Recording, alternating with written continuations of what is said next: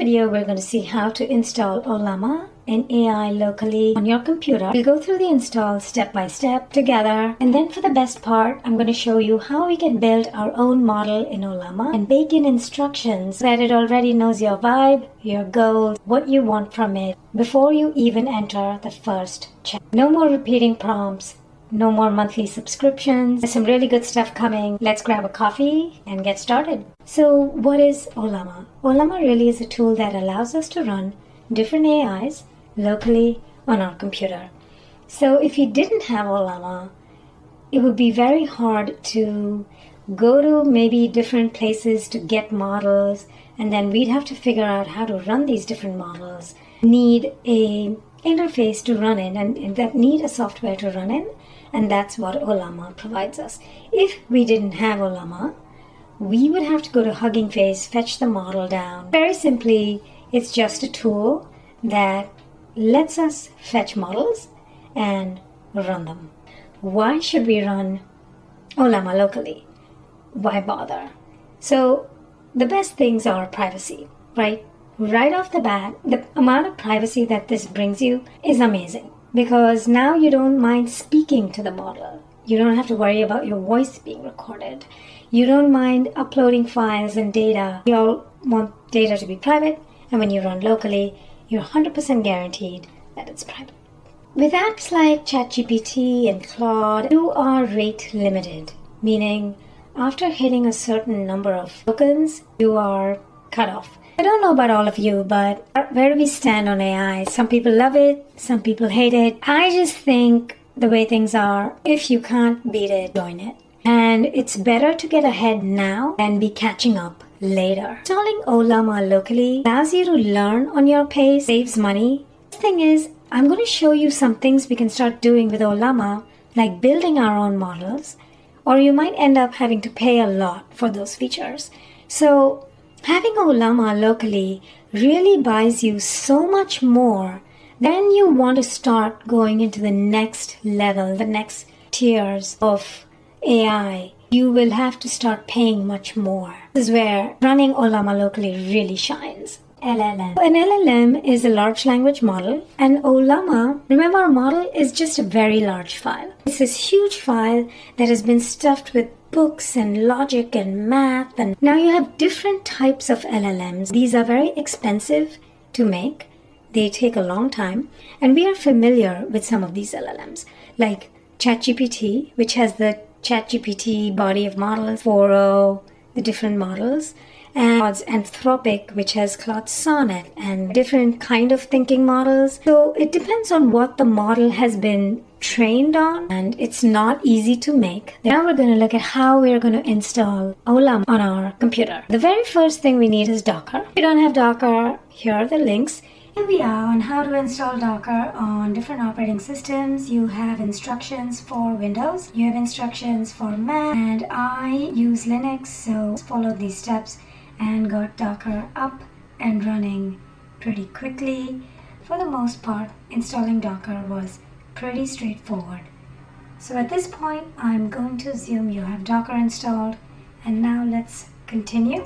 And now we're going to head over to ollama.com, and here are the instructions to install it using Docker. What this does is, the very first time you run it, you're going to see a lot of stuff being pulled down. It's downloading the Docker image, copying this Docker command. We're using the CPU version only. So just copy paste it into your terminal. We should be good to go. So we understand what Docker is doing. Docker run is telling Docker to go and fetch the image, and then it puts it in Docker's root.ollama folder, and it's going to run it on port 11434. That's really what we care about on our computer, 11434, and it's naming it Ollama. So let's run docker ps, another Docker command, to check if it's running. So the command shows you under image name, it's Ollama. It shows you the container uptime. I've been running it for a little while, and it shows you the port so we can go and hit it. What Ollama does is inside itself, it has a very simple web server running. We can actually hit this API on port 11434. Congratulations, Ollama is running. Okay, so we have Ollama installed. First, we should go and get some models. We're just going to follow instructions on their web page. We're telling Docker to execute the Ollama image. The second part of the command is just Ollama run model name. The second part of the command is used for Ollama. So the first time you run this, it's going to pull down the model. Let's go and find a small model. I want something really small. So run tiny llama. So some really good models are the Llama 3 and Mistral 7. Let's head over to the Ollama library. Here you have a huge that are available for us to download with Ollama. Talking about hardware is kind of boring, but it will make our life easier when it comes to in the 8 to 16 gigs of RAM. In that case, you look for models like 3. Think of it this way. The bigger the B number, bigger the machine you need. We pulled it down. We have our tiny llama installed here. And really quickly, let me just show you some commands you have available with Ollama. You can do Ollama list. And as you can see, the tiny llama model has been pulled down 30 seconds ago. I did this a little while ago. If you wanted to remove a model, I would do Ollama RM and it'll tell you delete it. So now if I do Ollama list, so there are a few commands you can do with Ollama, but in one paragraph. Context NLP, large language models are trained on a node. Cool. This is how we would get into our model. Now if I want to get out of it, I just do Control C or Control D. And now I can try to do, let's go Ollama run Gemma 3. And as you can see here, it tells you how big these models are. It's not a very large model, it's very efficient. It can even analyze images. So this is how you download a model. This is how you can get into it. You can also do Ollama PS to show you what models are currently running right now. You say Ollama show verbose. There's a whole lot of information here. That brings us to the next question. How do we build our models so it becomes smarter with information we give it? Now we're getting into some really cool stuff. This is where you stop using AI as a browser and you start using AI for next level stuff. We are going to be creating models from existing models. We're going to be telling the model more than it knows today. We're going to be adding our own secret sauce, start training it to become more specialized so that models were just a file. They were trained on some data, they stuffed all this data inside, but a model is created as of a date. Different AIs do this differently, but we're going to be looking at how Ollama is going to be building a model. Now, when we say building a model, it really just means taking an existing model, enhancing it, because building a brand new model is really expensive. It's expensive, it's time consuming. So we're just saying creating a model is Ollama speak for taking an existing model, using it to create a new model with information about what we want from that model. Now, different AIs do differently. In the ChatGPT world, they write prompts and then they give it very specialized prompts to create their specialized GPT. I don't know if any of y'all have created GPTs or how familiar you are with the ChatGPT world. Please drop in the comments if you've actually used ChatGPT in this way. We'd all be really interested to know. But in the Ollama world, we create a model, then we tell it what we want from it, and we start off with a model file. So let's take a look at how to do this. Creativity. 0 being least creative, 1 being pretty out there. So we've turned the temperature pretty high. Repeat penalty is just to say don't tell it to repeat itself too much. And num context stands for your context window. We're keeping it pretty conservative. So this is the context window. The higher the number, the more RAM you need. In Ollama, when you create a duplicate model, you're basically creating your prompts. You're telling your model what you should do, who you are, so what persona are you, your role is, or you are, a blog writer, what you want the model to do, what you want the model to answer, your guidelines, whether you write articles, how you want to write articles, your tone, the descriptions, titles, curiosity gaps. This is all you telling your model how to create its answers. And then you give it constraints. Don't do this, do that, don't do too much of this. Here you can say some examples so it knows your style a little bit. Is we've created our very own blog assistant. Now that we have a model file ready, looks good. Let's go ahead and create this.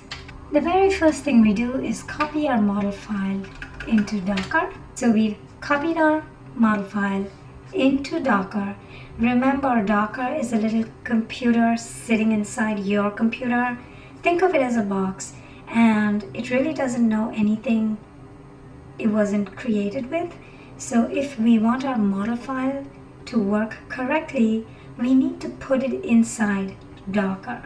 So on our computer, it's called model file, and in Docker, we're calling it sarcastic model file. So then we're going to run the Ollama command, docker exec-it Ollama. Starting here, we do Ollama commands. Ollama create sarcastic bot, followed by the file name. And now I'm going to say docker exec. At this point, we should see sarcastic bot. Let's run it. Ollama run sar, and we're in for a blog about learning photography in 2026. Write me a blog article on beginner photography. Let's see if this is going to work. I don't even know if it's going to work. We just created it together. This is our secret sauce. We are training our model to be more specialized. We give it things important to us. We want to give the model things we want it to know about us. We have to feed the model data so it becomes smarter about information about us. I think in the ChatGPT world, they call it building your mini GPTs. Correct me if I'm wrong. When you build a GPT, you start feeding that particular GPT, example, a marketing GPT. You start giving it all your marketing material. Then you can say, analyze my marketing material and tell me where I'm succeeding, where I'm failing. Or maybe we can create a model that is just all of the nutritional values, and then we can start asking questions of, hey, I'm eating this food. What is the calorific value of that? But how do you do that in the Ollama world? You can start teaching it your vibe, your goals. When you get feedback, it's going to be so much more. Actually, helpful advice. It's doing what we asked it to. It's being a little annoying, sarcastic bot. They were taken by a cat with a camera. Writing a really nice article on what mistakes a beginner photographer can do. You get the idea. This is what I'm trying to get at is over time, we will have a more accurate assistant on our side. This is where we can start building our AI. Maybe I can have a creator model. Maybe I'll have a finance model, a marketing analysis model. These are all in Ollama land. You're creating your different prompts to make more specialized models. Is really taking it to the next level about writing killer prompts and creating models for many things. I'm just going to start with 1 or 2 models. Start giving it more, constraints. Write up what you want out of it, your goals for your prompts. And then when you start questioning your model, when you start asking it information, it's going to know your vibe. It's going to know the kind of answers you want. Whether you've heard of this Retrieval-Augmented Generation. What RAG is just what we just talked about. It is feeding your AI all the information it needs to then letting it use your data to answer questions about your setup. So very quickly, a RAG is this. You feed computers to your file. And you take your private documents, that we don't want to put in the cloud, PDF, notes, thoughts, whatever you want, photos, images. Then, when you ask a question, the system scans your file, puts the relevant information together, and gets you an answer. And then, of course, when we write our prompts, we have to give it a cheat sheet. We looked at that earlier, how we can create our model. And once we create our model, part 2 is set up our constraint, writes contextual prompts that can then know how to access our data to get us back information relevant to us. How we get our data into the system, there are a few ways. Looking at it very quickly, we would use our terminal or another software, and I can show you that in another video, how to upload documents into our Ollama system. But part 1 stays the same. We created a little model, our first prompt, and then we need to start giving it information, upload mechanism, and start throwing in data for our AI. Our AI stores that data. Our model, the brain, is still working with our data to now get back information relevant to us. And we will look at that in another video. It is out of the scope of this video. AI is going so fast that every single day something else is coming up. So I hope this video has been useful. Please don't forget to like and subscribe if you liked it, and see you in the next one.